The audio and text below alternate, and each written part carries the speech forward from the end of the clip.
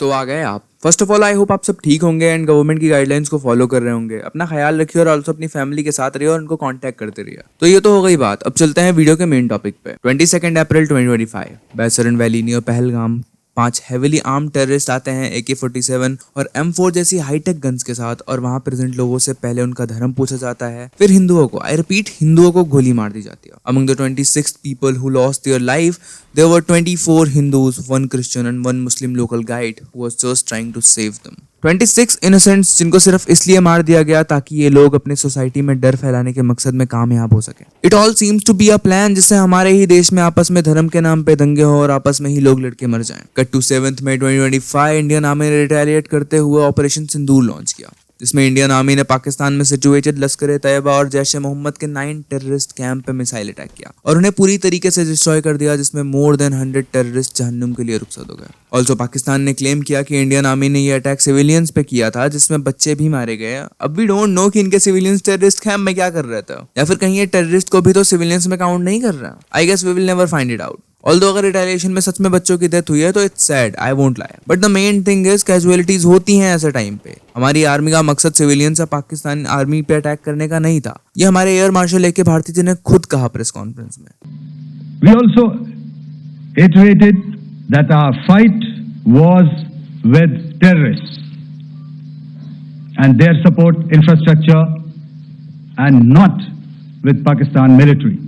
दोस्तों, हमारी लड़ाई आतंकवाद और आतंकवादियों के खिलाफ थी।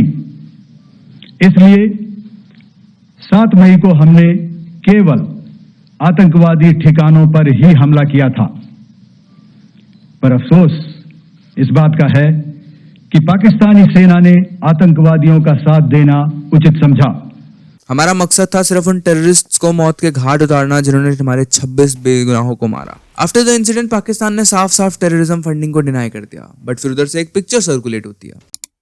इस सुअर का नाम है हाफिज अब्दुल रऊफ, जो 2008 मुंबई टेरर अटैक के मास्टरमाइंड हाफिज सईद का करीबी है। पर हमारे पड़ोसी मुल्क के आकाओं का कुछ और ही कहना है। वो बताते हैं कि हाफिज अब्दुल रऊफ एक कॉमन मैन है जो लाहौर में अपनी फैमिली के साथ रहता है। इतना ही नहीं, पाकिस्तान ने उसकी नेशनल आइडेंटिफिकेशन नंबर भी दिया, ये प्रूव करते हुए कि वो पाकिस्तान का सिटीजन है। पर पता है यहाँ पे एक ट्विस्ट है। इसकी सारी डिटेल्स मैच होती हैं US ट्रेजरी डिपार्टमेंट के office of foreign asset control OFAC के ब्लॉक्ड पर्सन लिस्ट यानी SDN लिस्ट के हाफिज अब्दुल रऊफ से, जिसमें भी इसका same national ID number NIC 27793113495, passport number CM10744131 which was issued on October 29, 2008। Also इसके लाहौर के घर का address 4 lake road 2 room number 4 Chauburji Dholka Khurd 129 जिन्ना ब्लॉक 5 चैम्बरलिन रोड पहले से ही लिखा हुआ है। बट पाकिस्तान का कहना है कि ये तो कॉमन मैन है जी। उसके सामने टेररिस्ट की डेड बॉडी पाकिस्तान फ्लैग में रैप करके रखा गया है।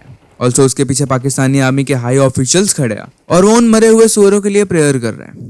जस्ट इमेजिन, इनके ही कंट्री के लिए कितनी शर्म की बात होगी कि इनके ही फ्लैग को टेररिस्ट को रैप करने के लिए यूज किया जा रहा है। उन टेररिस्ट को जिन्होंने कितनों की ही फैमिली बर्बाद कर दी, न जाने कितनों को ही मारा है, और वो भी इनकी ही आर्मी के सामने। इससे ज्यादा डिसरिस्पेक्ट क्या ही होगा। पर खैर, शायद इनको तो आदत ही होगी डिसरिस्पेक्ट की।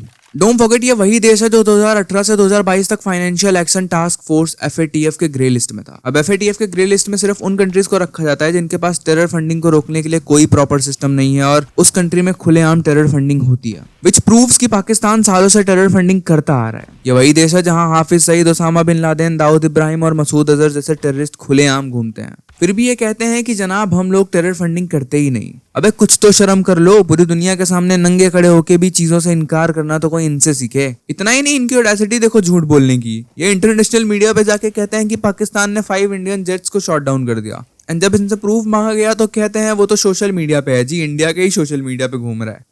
Allegation of 5 fighter jets shot down. Where's the evidence for that, sir?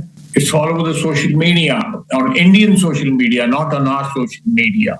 मतलब कुछ भी। कल को इनके WhatsApp ग्रुप पे आएगा कि पाकिस्तान ने इंडियन UFO शॉट डाउन कर दिया तो ये बेचारे भूखे नंगे उसको भी सच मान लेंगे। भाई let me tell you, India के कोई जेट्स पाकिस्तान बॉर्डर के अंदर एंटर ही नहीं हुए थे। इन्होंने प्लेन टेक डाउन किया कैसे? हमने तो मिसाइल्स भेजी थी। कहीं ऐसा तो नहीं कि गलती से इन्होंने अपने ही प्लेन्स गिरा दिया और उस पे ही खुश हो रहा है।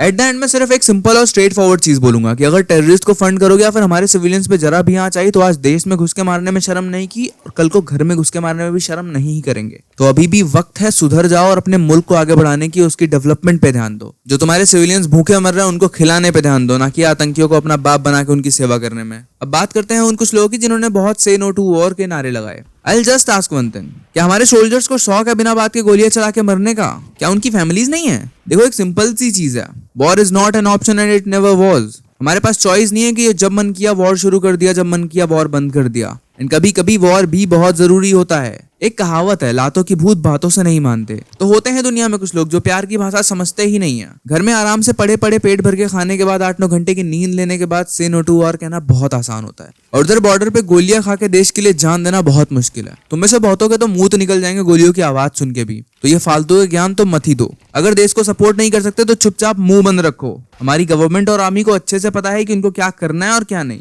एनीवेज बोलने को तो बहुत कुछ है, पर आज के लिए इतना ही। आई होप आपको वीडियो पसंद आई होगी। अगर पसंद आई तो इसको शेयर कर दो अपने सारे दोस्तों को। ऑल्सो आप अपने भी व्यूज बताना कमेंट सेक्शन में इस चीज पे। ऑल्सो अपना और अपने परिवार का ख्याल रखो, सब मिलकर यूनाइटेड होके रहो। एंड आप चाहो तो मुझे इंस्टाग्राम पे @thereckless सभी पे फॉलो भी कर सकते हो, डिस्क्रिप्शन में लिंक मिल जाएगा। तो चलो मिलते हैं किसी अगली वीडियो में, तब तक के लिए गुड बाय।